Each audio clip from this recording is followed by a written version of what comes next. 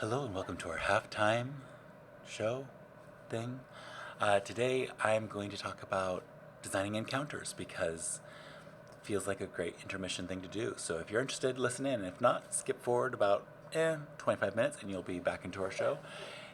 This is, if this is playing during the live, you'll just have to wait it out or go make yourself a snack if you're not interested. Now, I am not the best at designing encounters, especially when I'm working with a party and we're having a good time. And really, I'm more of a story play person. So either I'm the best because I struggle with it, or I'm the worst because I don't like it. But encounter building is a complicated little process, and there's how the game was designed, and then there's how people play it out. So I will share how it was designed to be built, and then I will describe what I do instead.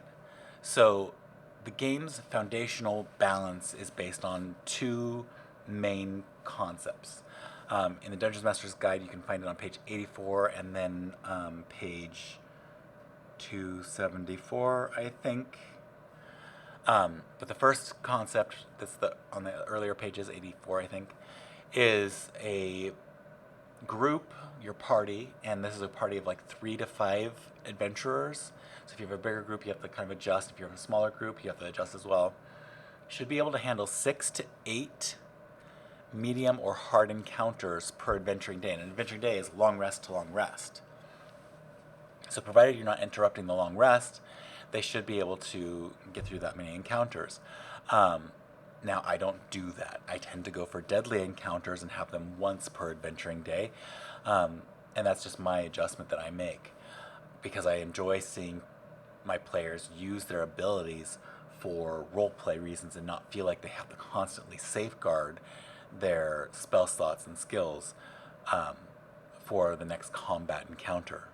Now, the other piece to that is that most combat encounters, and this is the page 270s-ish one, is that most combat encounters should only last 3 rounds on average.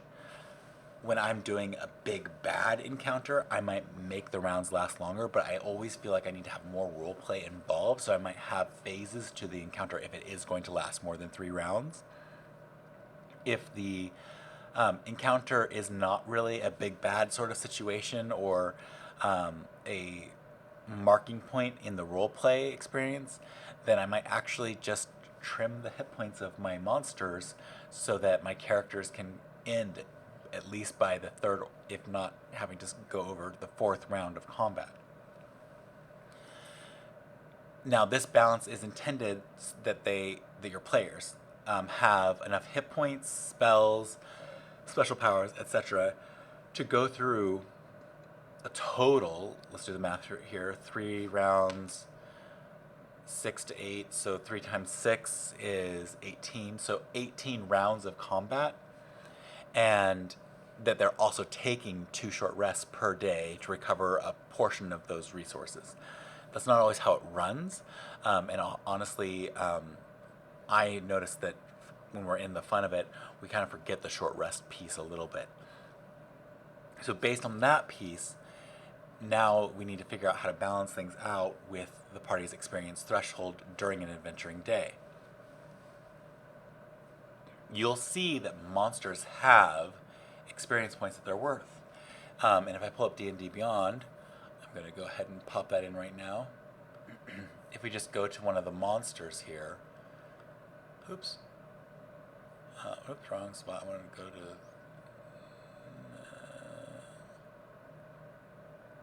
We'll be going into the tool here in a second, but I'm memory issues right now. Can't remember where. Actually, let's just go to the encounters.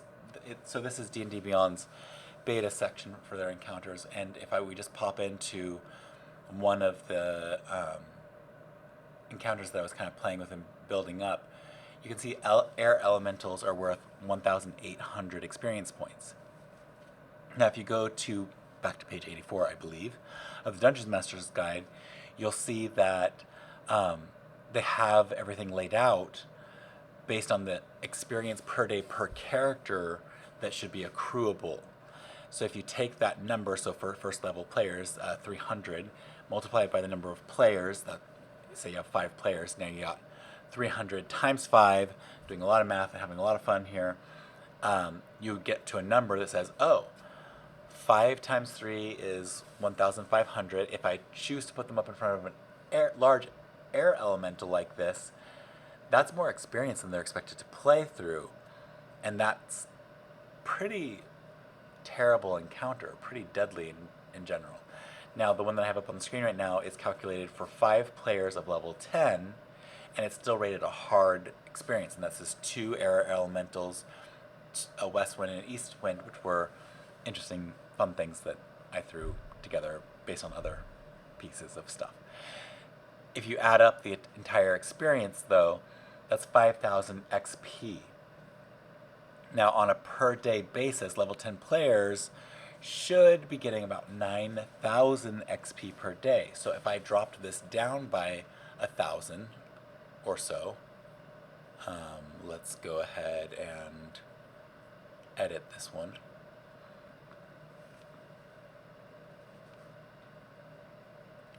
Click and edit. I'm going to get rid of one of those air elementals. Now that's a little bit more, but what we end up having here is now we've changed this from a hard encounter to a medium encounter. And what I love about D&D Beyond's encounter builders is you get like a preview of what the experiences might be. So like you can see up here that it says an easy encounter would be 3,000 XP per player, or per this party, adventure party, because they've already calculated the party as a whole. Medium is 6,000, hard is 9,500, deadly is 1,400, and then the daily total of XP that they can work their way through is 45,000. So if we did 45,000 XP, that means we got 5 players at level 10.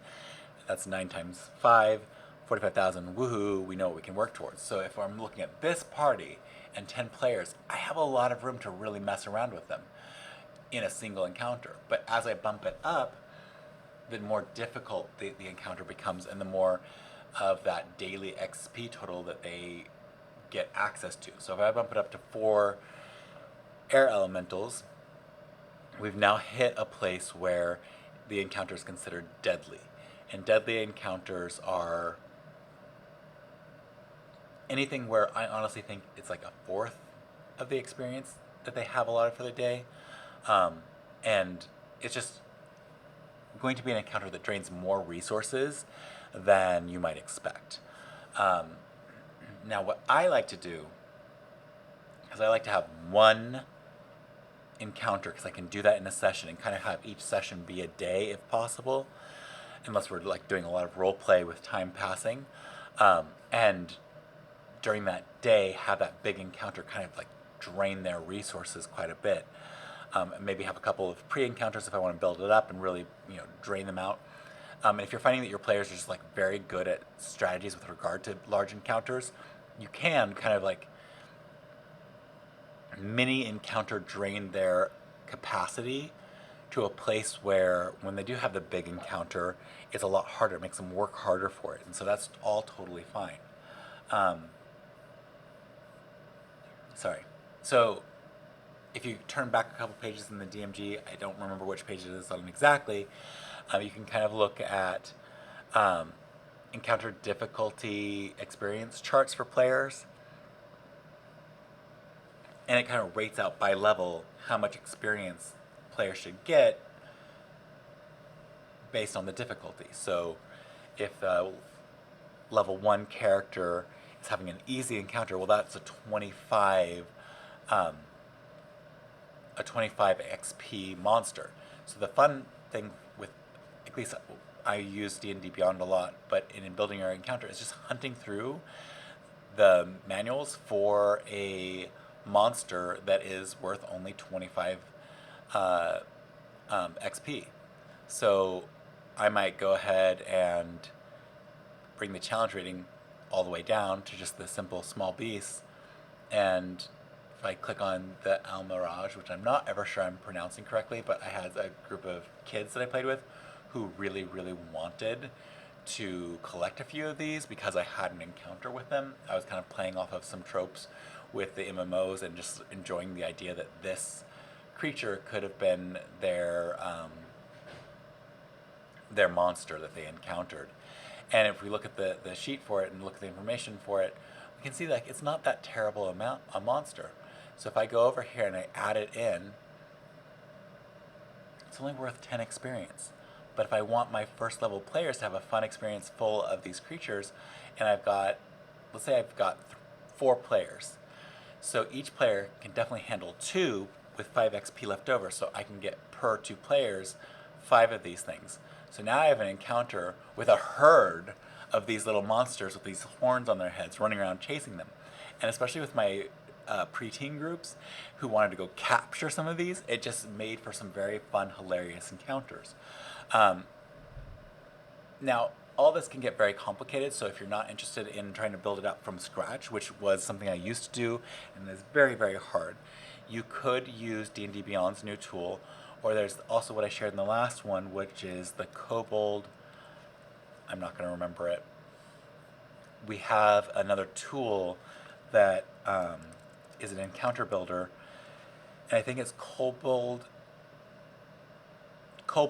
Fight Club. Yes, Kobold Fight Club. And I think Kobold Plus is also, I don't remember. But Kobold Fight Club is a great little encounter builder. And what you can do with that one is very similar. I'm going to pop it up here. I just definitely enjoy a variety of tools to kind of figure things out. And you can work through this basically worksheet to develop what your encounter is going to be. So I can do everything from building up my party. It's going to be, for example, the party that I currently have going in is just 2 people right now, but I think they're at level 7, and already it's doing the math for me. So the daily experience is 10,000. They've already had a little bit of an encounter in this day. No, they haven't. They haven't had an encounter in this day yet, but they're about to have this encounter. So something hard would be 2,200. I want this to be a deadly encounter, so I might do a 3,400 or more. And I'm actually I set them up in an encounter situation that we're about to hit, or that we just hit, since this is playing after the experience. But I set it up so that there was more monster than they could deal with the hope that they try something creative. I haven't had the encounter yet in my timeline, but in your timeline you saw them have the encounter, so I'm hopeful that they did something creative. I think they already did something a little creative by throwing some food behind them, but I'm hoping it goes even more off the rails, so to speak, and it's more enjoyable. So that's one of the pieces to what is currently going on. But let's just go through and let's find a interesting monster. They have them all, so you can search it. You can do it by crit rating. Let's do crit rating of 10, just because that's fun. I'm not gonna. I want to do. What should we do? I want to just choose something random, but I also want it to be like a real Alhoun. Yes. So if we pop this monster in, then we can get a little bit more of a fun with it. We can try out some different pieces, and kind of just like, I don't know, I feel like the Kobold Encounter or Kobold Fight Club is a really fun one. You can set up roles for the different people. I think that this whole tool is just a blast. So I feel like the Alhoun would be a cool one to add. Let's just add it there. Let me get rid of this Kobold group.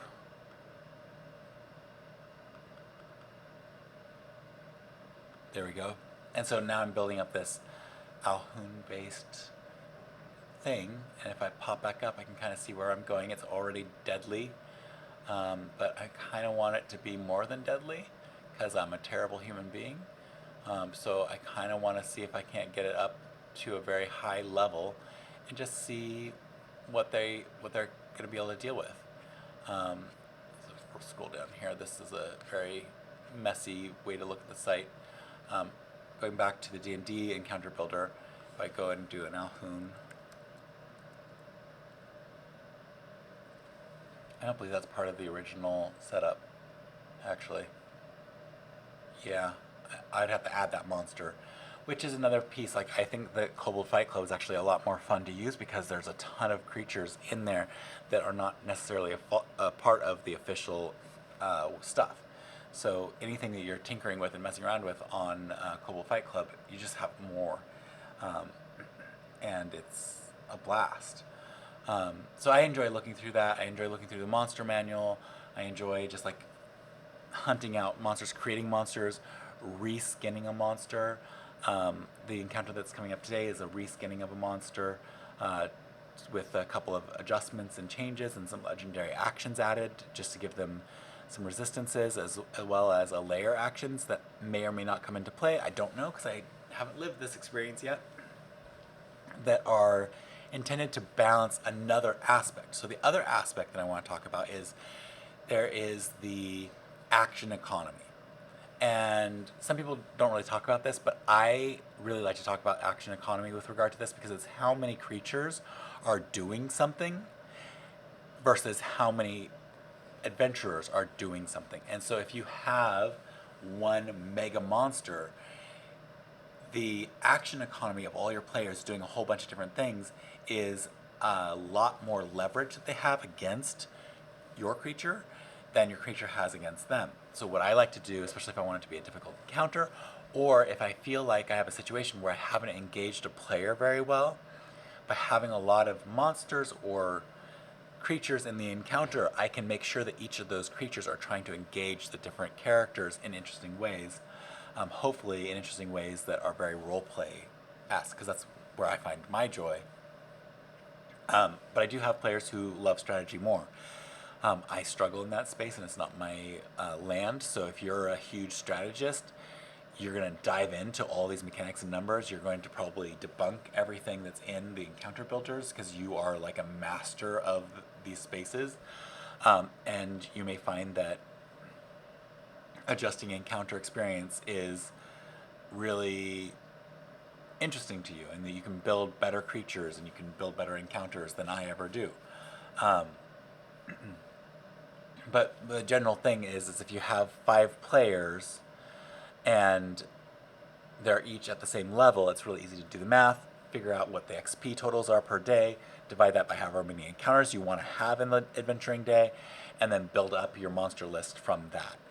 The other thing is sometimes I will build up an encounter and I will realize that my characters have done some really cool stuff, so they've leveled up, and I can go back to that encounter and I can just add a few new additional monsters to increase the difficulty and bring it into a space that really works. So you can basically run a budget that you are constantly adjusting based on the XP. There are also a few encounter building tips that I have. First off, the action economy thing, solo encounters will always be beaten fast. If you have one monster, it's just going to be over with really fast. Make sure your prized monsters have plenty of minions backing them up, and don't forget to adjust those encounter experiences. It's okay to scale things up a little too with the big BBEGs, the big bads. But really be careful about insta-kill powers and really hard saving throws. Like a beholder thrown in a party of level 3 characters is not fun. You're just trying to murder your party. Not okay. That's horrible. Also, even if you don't give your non-player characters and sidekicks experience, anybody that's supporting the team, be aware that they are contributing in some way, even if all you're providing is that they get the help action and that, like a familiar does. That help action gives advantage, so that's an important component to take into account. Make sure you're adjusting the encounter difficulty. I have a propensity for deadly encounters because I like to just do one and done, but having a really light one or one that can be role played out of is very useful. The encounter that they had with the crab recently was a low level encounter, mostly just for fun. A little bit of a feeling that I had was that maybe it's a pre-encounter towards the bigger monster inside the cave, but I honestly wasn't even sure they were going to go for that. So sometimes you build an encounter and they don't follow the bait. Also, just random encounters can sometimes serve you really well, and sometimes they just become a problem. So I'm always ready to kind of just, I've said kind of a lot, I'm always trying to be ready to adjust on the fly, and it requires a little bit of improvisation. Sometimes your monster has to run away.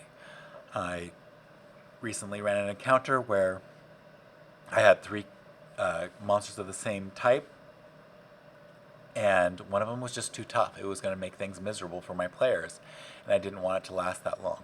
So I had one of them run away as part of the story.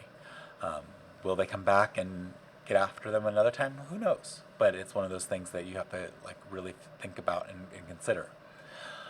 Also, don't forget the terrain and the situation matters. If it's just a flat attack, it gets boring. But having cover, having your monsters have cover, having your players trying to broach a building and have mechanics involved with like what it takes to get over a palisade or whatever can really make for an interesting encounter. When you're in a cave and you got a flying character, helping them understand where the height is and how far up they can go before they're actually in trouble, and are there any areas of this cavern where it's going to be narrow and problematic, or where it's just open and big and gives them a lot of space to move around in. That's a huge thing. You're like a sea-based encounter is so different from a prairie-based encounter, and it's really fun to kind of play and tinker with that. Another thing is you'll have young players or new players, and I would say, especially since I mostly have DM'd with very young players, consider them to be a level or two lower than what they actually are. Even if they do well with it, throwing a few easy encounters at them early on makes them feel good about the game, and then they can really do more. Save all of your difficult encounters for when they get better, or set up the situation such that maybe two Almirage go after your level 2 new player, while your other players are fending off a much bigger monster type. They're all level 2, but the more experienced players know how to handle that and can also lend a hand to your new player who's fighting off two Almirage, but they get the experience of A, dealing with damage, B, dealing with multiple monsters at the same time, and in all likelihood, unless the more experienced players push in too hard on it, they're going to get a couple of the wins on this, and it's going to make them feel really good about the experience. So those are kind of my overalls with creating and putting together a encounter, and I definitely, in addition to just like designing and creating it, recommend taking your time and looking through the monster manual for things. I also recommend, if you have access to Kobold Fight Club or D&D Beyond, some people may not have the internet and may not have access to this, make some encounters and just tinker for fun. It doesn't have to be a big deal. Just mess around, see what you can come up with, and try it out. I often will create little fun encounters just to think about what I might be interested in doing. What I've loved about the D&D Beyond encounter builder is that, sorry about that, is that I can have my players added into the encounter, and then I can pretend and map out in my head how the encounter might go, and it's just a blast, and it's worth trying out. So that's kind of my overall with regard to encounter building. Some tools that are very helpful is have a way to track the combat order.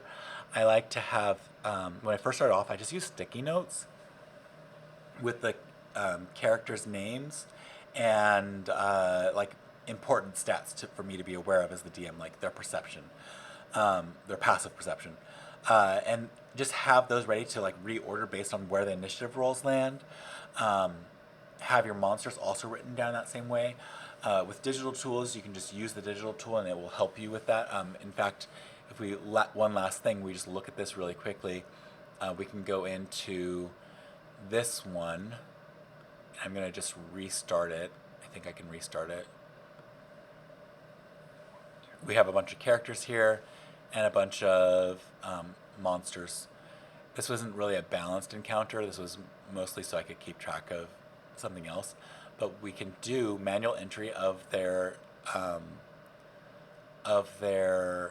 initiative order, or we can just put it down as they do it. So rather than doing manual entry, you can do a rolled entry, but I'm going to go ahead and just do this manual, and let's pretend that these rolls are legitimate. 23.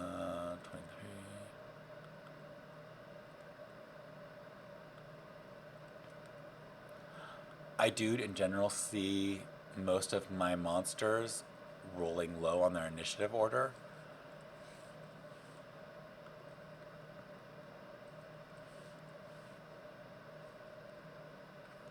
But there we go. We have a bunch of initiative. I hit next. I pop in. And they're all ordered for me here. And I can just go through and say, so-and-so, it's your turn. So-and-so, you're up next. And then so-and-so. And then as we move through the turns, we can get everything done. Sometimes I'll group up creatures, and that's a really useful thing to do, especially when you have... I might actually have the 2 shield guardians in an encounter be in the same initiative roll, just because having them fight as a group or as a unit makes sense in the situation. But other times you just want to have things more broken up. I hate having to do a bunch of rolls in front of my players that they don't get to see. So I kind of make decisions based on when can I flip back and forth the most frequently, and make sure my players are doing rolls, and that everybody's pretty engaged. It's also kind of fun to have the initiative order, at least this is what I like to do after the first round, right out in front of them, so that the creature that last attacked them, or that is attacking them, they can kind of see and be aware, like, oh, they're going to hit me in this next round. I need to do something. And that might seem very meta or cheaty, but I think it depends on your group and how you're working on things. And so there's a lot of different fun ways to play with it. But yeah, just tinker and mess around and try out various things. Thank you for your time. Hope this is helpful for people who actually want to DM and run encounters. Don't take my advice as fact. Go look up your own things, plan out your own ways of doing things. I hope you enjoy yourself and have a ton of fun playing this really, really great role-playing game, or any other tabletop RPG, because they're all very entertaining and just a blast to try out in the various ways that they all function. So thank you very much for listening to me. Talking head time is over.